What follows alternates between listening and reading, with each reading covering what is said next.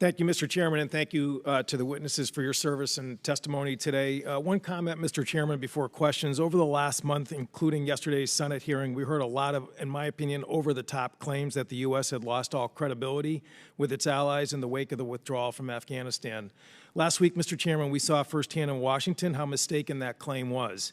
On Wednesday last week, I attended a ceremony over in the Senate where the Australian Prime Minister, Scott Morrison, said that Australia was proud to go into Afghanistan together and leave together, degrading al-Qaeda and preventing a major terrorist attack, and in very heartfelt terms, thanked the United States, particularly the 11 Marines, 1 Navy corpsman, and 1 soldier who perished while safely evacuating 4,100 Australians from Kabul. Boris Johnson, last week, who was also in town when asked about the U.S. standing post-withdrawal, said, "What I said to Joe Biden is how grateful I am for the amazing work of the U.S. military in helping us extricate in 2 weeks 15,000 British nationals from Kabul to whom we owe debts of honor and gratitude. The U.S. military were heroic."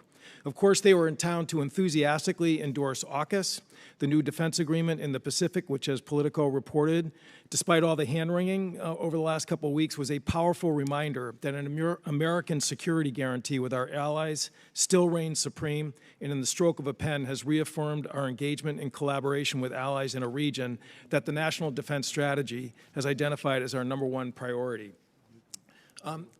Secretary Austin, I just want to follow up on the August 29th drone strike, and General McKenzie on the 17th, again, gave, I guess, a Central Command investigation report, which described it as a tragic mistake. You also that day announced that there was going to be a DOD follow-up investigation. Can you tell us what is the difference between what you described and what CENTCOM did, and when can we expect to see results from that, that investigation that you described? Well, I directed a 3-star review of the incident, and certainly it'll take into account all of the things that General McKenzie and his team have done. But we'll look at the soup to nuts, policy procedures, whether or not we followed our own practices, our outlined practices, and we'll certainly look at accountability as well. If somebody should be held accountable for something that they did that was outside of standard practice, then we'll take a look at that. So.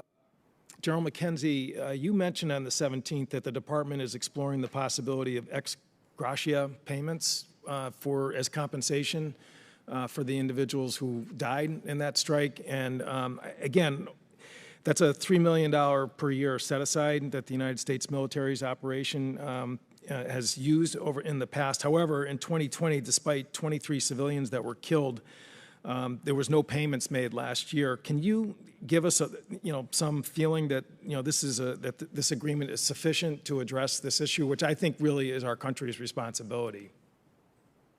Sir, I agree with you. I believe we have a significant responsibility here, and I know that even as we speak right now, Undersecretary of Defense for Policy is engaged in finding the best way to move forward on an appropriate ex gratia payment and whatever other measures may be contemplated in regard to that family, and I'll just leave it at that.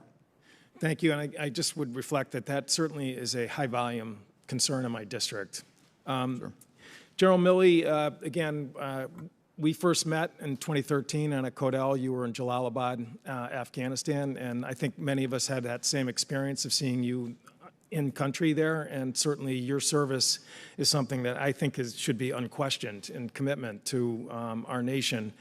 In your testimony, you talked again about the Doha Agreement, the conditions that were put into place for the Taliban to perform, and that only 1 out of the 8 actually had been complied with, even up through February. Nonetheless, 80% of the troops in the U.S. were drawn down from the date of the Doha Agreement to January 21st. Can you just talk about the non-compliance of the Taliban throughout 2020 and the predicament that I think this administration was left when it took office with just a fraction of the troop level that was there in February 2020? We had almost 13,000 U.S. troops there in February 2020. And you got the numbers for inauguration, but the bottom line is reduction in violence, nationwide ceasefire, and a whole series of other. I apologize, but the gentleman's time has expired. I'll respond to the record on that. Thank you. Mr. Lamburn is recognized.